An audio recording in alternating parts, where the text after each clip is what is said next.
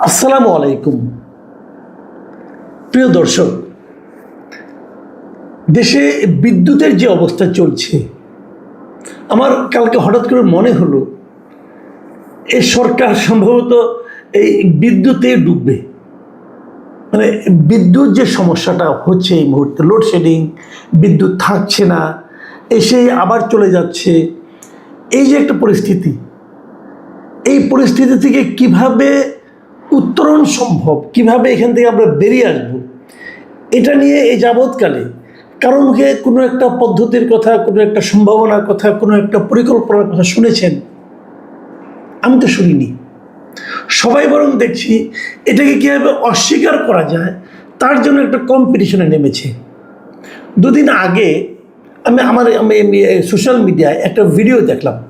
সে ভিডিওতে আমাদের বিদ্যুৎ বিষয়ক যিনি মন্ত্রী আছেন, মিস্টার ইকবাল হাসান মাহমুদ টুকু, তিনি বলতেছেন, এবং উনি কী বলতেছেন আপনি ভিডিওটা আপনারা দেখেছেন, আমি আপনাদেরকে একদম হুবহু ওটা আমি নোট করে নিয়ে আপনাদেরকে পড়ে শোনাচ্ছি।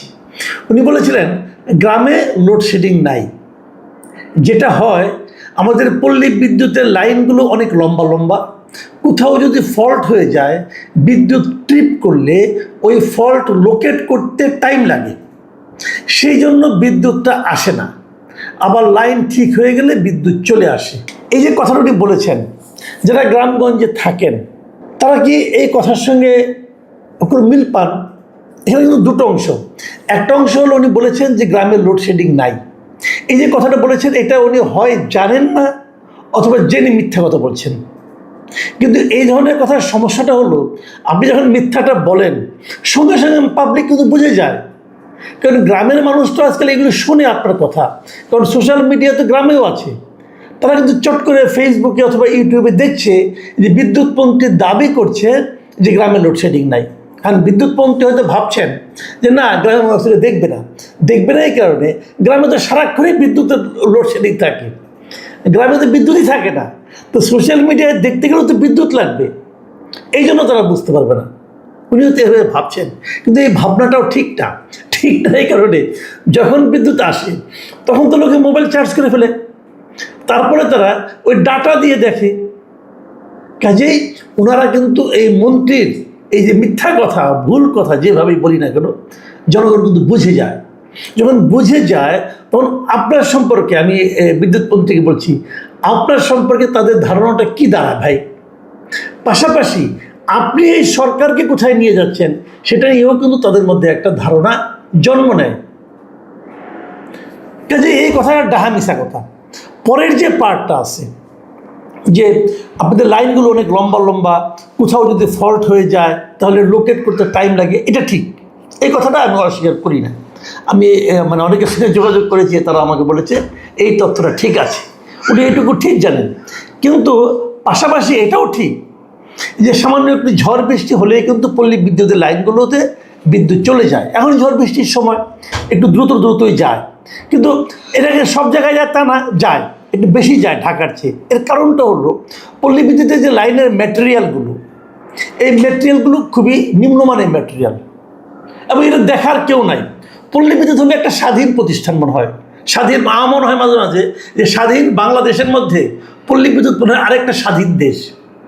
ওখানে যারা কর্তা ব্যক্তি আছেন ওনাদের ইচ্ছা মতোই সব চলে। ওনারা এই যে আমি যতটুকু জানি, কিছুদিন আগের কথা বলি আপনাদেরকে, এই যে ম্যাটেরিয়ালগুলো খারাপ ম্যাটেরিয়াল এখানে কেনা হয়, এর প্রতিবাদ করায় ওদেরকে প্রায় 41-42 জনের মতো লোককে এই পল্লী বিদ্যুতের কর্মকর্তারা চাকরি থেকে বের করে দিয়েছে, কোনো রকম নিয়মকানুন না মেনে, জাস্ট অফিসিয়াল অর্ডারে চাকরি থেকে আউট। এবং তাদেরকে চাকরিতে আউট করা ঠিক হয় না, বেআইনি হয়েছে, এ নিয়ে মন্ত্রণালয় অন্তর্বর্তীকালীন সরকারের সময় বিদ্যুৎ বিভাগ চিঠি লিখেছে যে তাদেরকে চাকরিতে নেওয়া হোক, এই সরকারের সময় চিঠি লিখেছে চাকরিতে নেওয়া হোক, কিন্তু নেওয়া হয় নাই। কারণটা কি? কারণ তারা প্রতিবাদ করেছিল, বলেছিল যে এই সমস্ত ম্যাটেরিয়াল আপনারা এখানে অপচয় করছেন, চুরি করছেন। এখন যারা চোরের সমর্থক, তারা দেখছে এরা থাকলে তো সমস্যা, এদেরকে সরিয়ে দাও, দিয়েছেন সরিয়ে। লাভটা কি হয়েছে?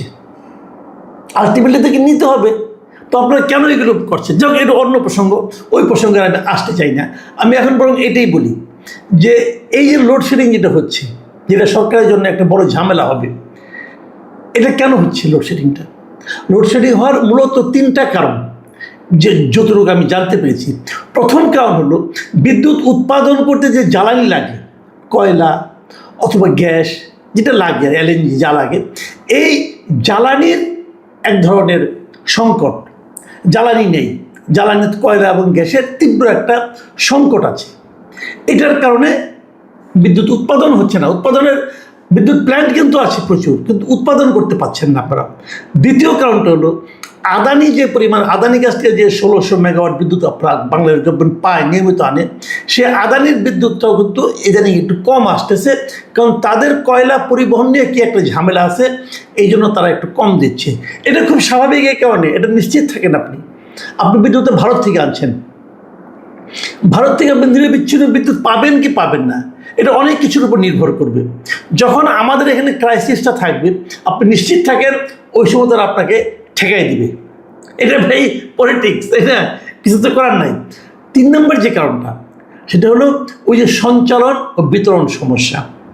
এই যে লাইনগুলি নিম্নমানের, কিছু কিছু লাইনের সমস্যা আছে, যেটা নাকি আরইবির কথা বললাম আমরা, পল্লী বিদ্যুতের কথা দেখুন, এবং অনেকগুলি বিতরণী কোম্পানি হয়ে গেছে, যে কারণে ডেস্কো, ডিপিডিসি, অমুক তমুক, অনেক, এদের মধ্যে আবার ইন্টারনাল ঝামেলা আছে। যাক, ওইগুলি বলতে গেলে আবার আরও অনেক ঘটনা, বলবেন যে এত কথা বলার দরকার কি? দরকার নেই, আমি মূল লাইনেই থাকি, লোডশেডিংয়ের লাইনেই থাকি।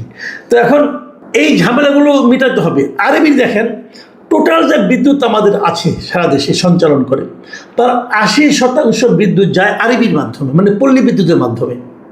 এই পল্লী বিদ্যুতের কিন্তু আবার সারা দেশে অনেকগুলো সমিতি আছে, খুবই সাইন্টিফিক একটা পদ্ধতি তারা বিদ্যুৎগুলি বিতরণ করে।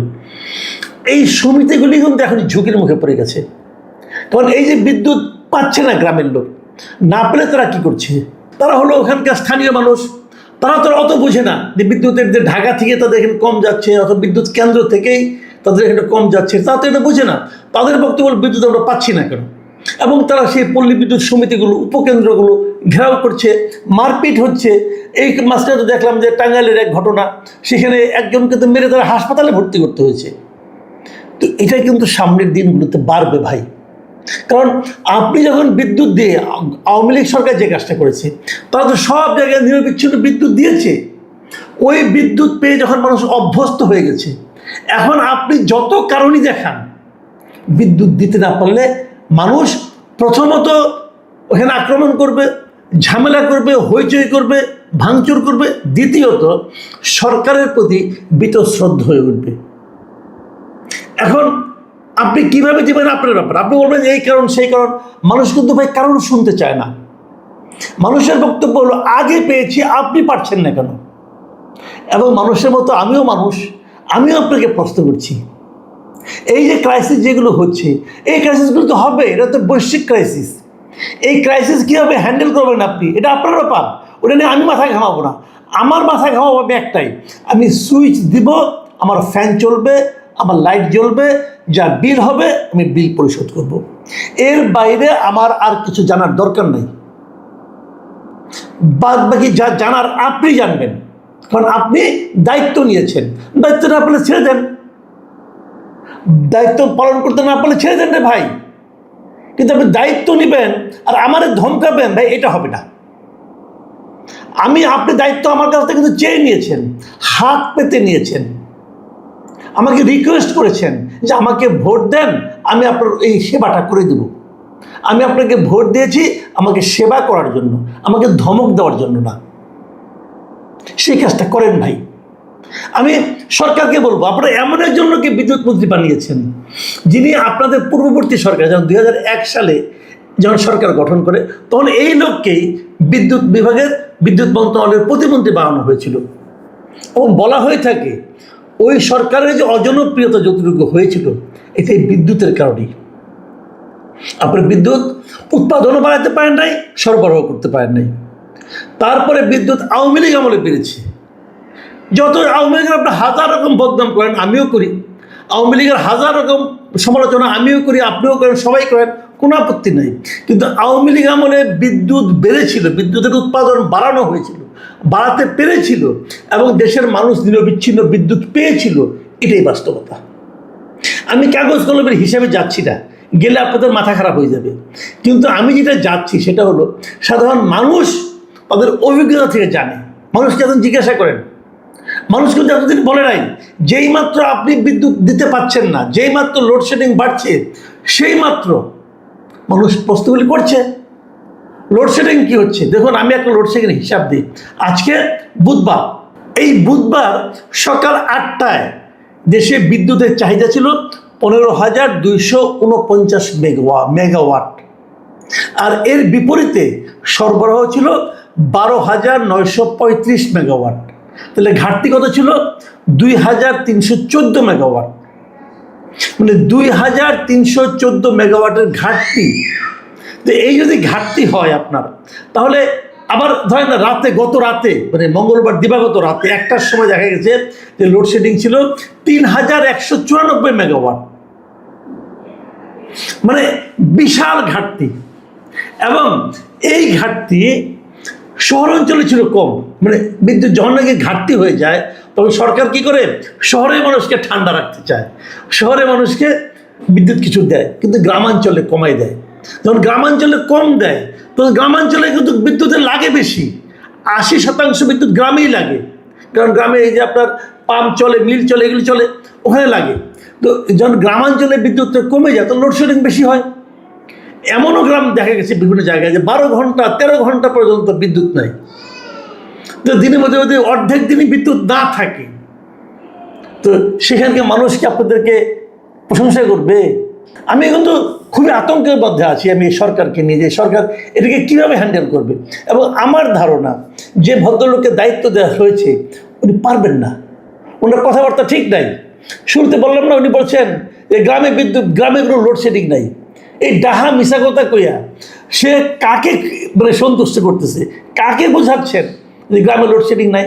গ্রামের লোক যাই কথা বলতে পারবেন? এই ভদ্রলোককে আমি চ্যালেঞ্জ দিলাম, যে কোনো একটা গ্রামে যে লোকজনকে ডেকে খালি এই কথাটা বলবেন যে গ্রামে কোনো লোডশেডিং নাই, তারপরে ওখান থেকে বেরিয়ে আসবেন। পারবেন? পারবেন না। এটাই হলো রিয়েলিটি। প্রথমত আপনাকে বাস্তবতাকে স্বীকার করতে হবে, দ্বিতীয়ত পাবলিকের কাছে ক্ষমা চাইতে হবে যে আমি পারতেছি না, তৃতীয়ত যদি আপনার কাছে কোনো প্ল্যান থাকে সেই প্ল্যানটা পাবলিককে ইনফর্ম করতে হবে এবং সেইভাবে কাজ করতে হবে। আর যদি প্ল্যান না থাকে মাপ চেয়ে চলে যেতে হবে, আর না হলে পাবলিক আপনাকে চলে যেতে বাধ্য করবে। কথাগুলি মনে রাখবেন। আমি হয়তো কথাগুলি বেশি কড়া ভাষায় বললাম, কিন্তু যখন নাকি বিদ্যুৎ না থাকে, মানুষ তো বিদ্যুৎ ব্যবহার করে অভ্যস্ত হয়ে গেছে ভাই। এই জিনিসটা কেন বুঝেন না? একসময় দেশে গ্রাম্য এলাকায় ফ্যান চলতো না, মানুষ হাত পাখা দিয়ে, তালের পাখা দিয়ে বাতাস করতো, মানুষের জীবনযাপন অভ্যস্ত হয়ে গেছে। তারপরে এখন ফ্যান চালাই অভ্যাস করছে। এখন তো আপনি এখান থেকে ব্যাক করতে পারবেন না। সে কিছুদিন আগেও ফ্যান চালাইতে পারতো, এখন পারতেছে না। এখান থেকে আপনাদেরকে ব্যাক করাতে গেলে কিন্তু সে রিভোল্ট করবে। এটাই দুনিয়ার নিয়ম। আপনার আগে যারা ছিল তারা যেভাবে চালিয়েছে আপনাকে তার চেয়ে বেটার চালাতে হবে, না হলে টিকতে পারবেন না, ইজ্জত থাকবে না। তা না হলে, প্রিয় দর্শক, আমরা আশা করব এগুলোকে সরকার সিরিয়াসলি নেবে এবং আমরা এটা চাইব এর একটা সমস্যার সমাধানের একটা চেষ্টা তারা করবে এবং সমস্যার সমাধানের পথ খুঁজে বের করবে। আল্লাহ।